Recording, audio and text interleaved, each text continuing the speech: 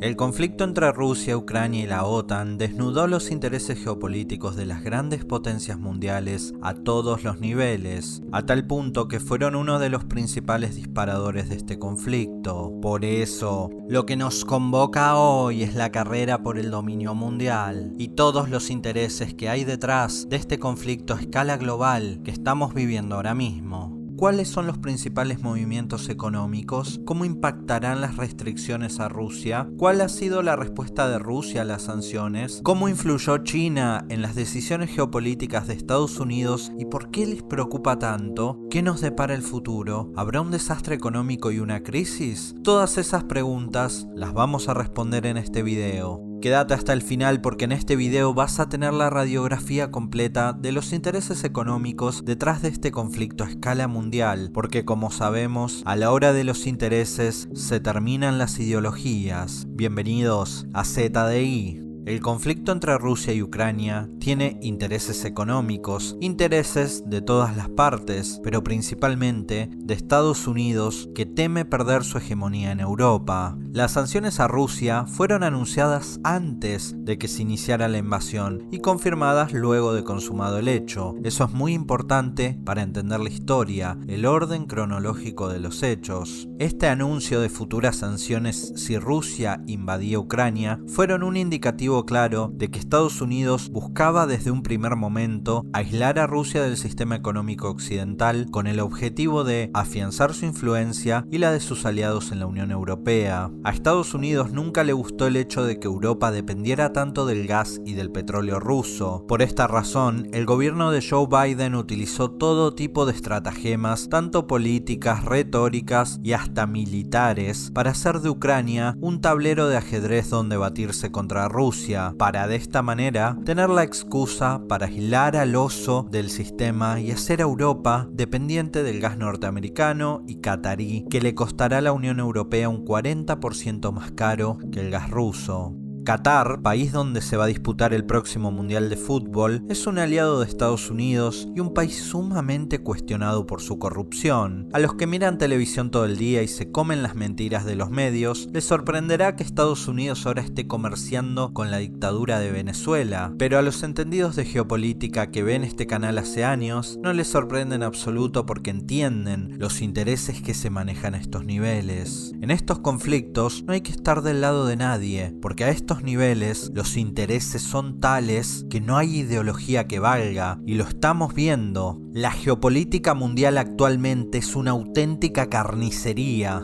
Y fíjense hasta dónde llega el engaño de Estados Unidos, que dijeron: sancionaremos a Rusia porque es un país autoritario. ¿Perdón? ¿Acaso Venezuela no tiene un gobierno autoritario y mucho más autoritario que el ruso? ¿Acaso Qatar no es muchísimo más autoritario que Rusia? De hecho, sí, efectivamente lo son. Según el índice de democracia mundial de 2020, Rusia se ubicaba en el puesto 124, mientras que Qatar ocupa el puesto 126 y Venezuela ocupa el puesto 143, siendo este último caratulado como Estado fallido. Pero entonces, ¿por qué Estados Unidos, por un lado, sanciona muy duramente a Rusia con la excusa de que es un gobierno autoritario y además la excusa, por supuesto, del conflicto de Ucrania, pero por el otro lado hace amistades y negocios con Qatar, un país muy cuestionado, o con la dictadura venezolana que sabemos todos la sangre en las manos que tienen? Muy fácil. Por lo dicho anteriormente, Rusia actualmente es una piedra en el zapato de un Estados Unidos que se ve atosigado por China y necesita afianzar su hegemonía en Europa, porque Europa es un mercado en el que Estados Unidos se mueve como pez en el agua y todavía pisa muy fuerte. Además, es un mercado con muchísimo dinero, por supuesto.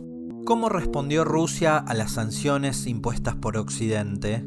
Asfixiada por las sanciones que le impone Occidente en medio de la invasión a Ucrania, Rusia anunció la aplicación de un cepo cambiario, suspendió la venta de divisas extranjeras durante 6 meses, lo cual es un muy mal síntoma y una muy mala señal para Moscú. La medida coincidió con la decisión de la agencia Fitch de rebajar la calificación crediticia de Rusia y advertir que se encuentra cerca de un default inminente. Sin embargo, no sabemos hasta qué punto esto es cierto. hay fuentes que indican que Rusia se estuvo preparando durante años para recibir estas sanciones porque las veía venir, porque sabían que Estados Unidos lo estaba preparando. Hay quienes dicen que Vladimir Putin siempre tuvo en cuenta todo esto y siempre lo supo. Sin embargo, esto solo el tiempo lo dirá, y también hay que tener en cuenta que todavía Putin no ha jugado todas sus cartas. Por ahora vemos que las sanciones son muy duras y que Rusia sufrirá las consecuencias económicas. Solo falta ver en qué medida lo afectará.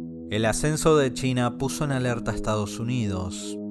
El nuevo paradigma de China posicionándose como principal potencia mundial económica ha arrastrado a los Estados Unidos a tomar acciones. En su momento Donald Trump optó por la tan famosa guerra comercial con China, pero llegó Biden a la Casa Blanca y a esa guerra le quitó lo comercial para pasar directamente a una guerra auténtica en el peor de los sentidos.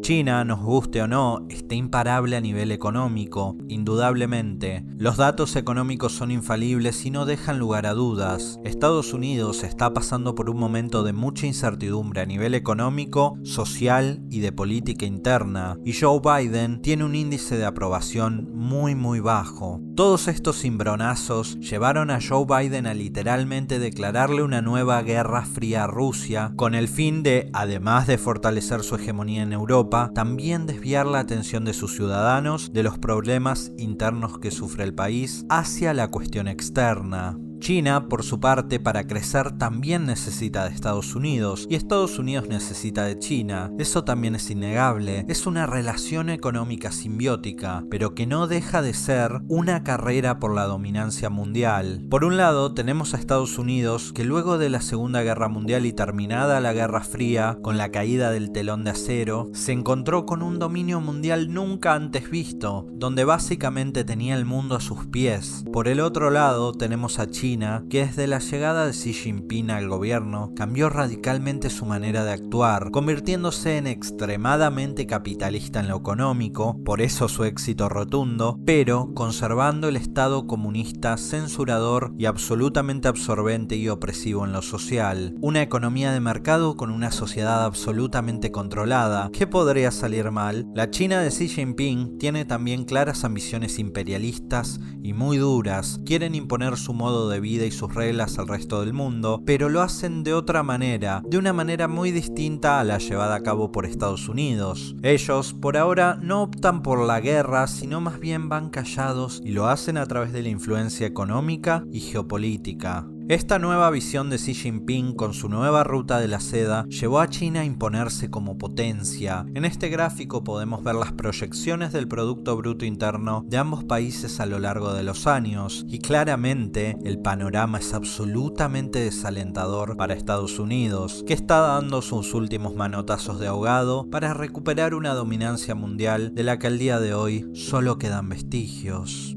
Y como si todo esto fuese poco, China, además, busca también estar a la vanguardia de la tecnología con las computadoras cuánticas, que ya son una realidad y que están revolucionando la informática, no tanto a nivel doméstico, sino más bien a nivel empresarial y científico. China, además, pretende superar a Estados Unidos en tecnología y para eso está destinando muchísimo dinero en investigaciones para la fabricación de microchips y semiconductores. Sí, los microchips y semiconductores de los que hablé en uno de los videos anteriores, de los cuales podría haber muchísima escasez si estalla el conflicto en Taiwán y si se prolonga en el tiempo el conflicto en Ucrania. Todo esto abrirá una puerta gigantesca a China de cara al mundo, lo que la convertirá sin duda en un auténtico gigante que dominará el mundo.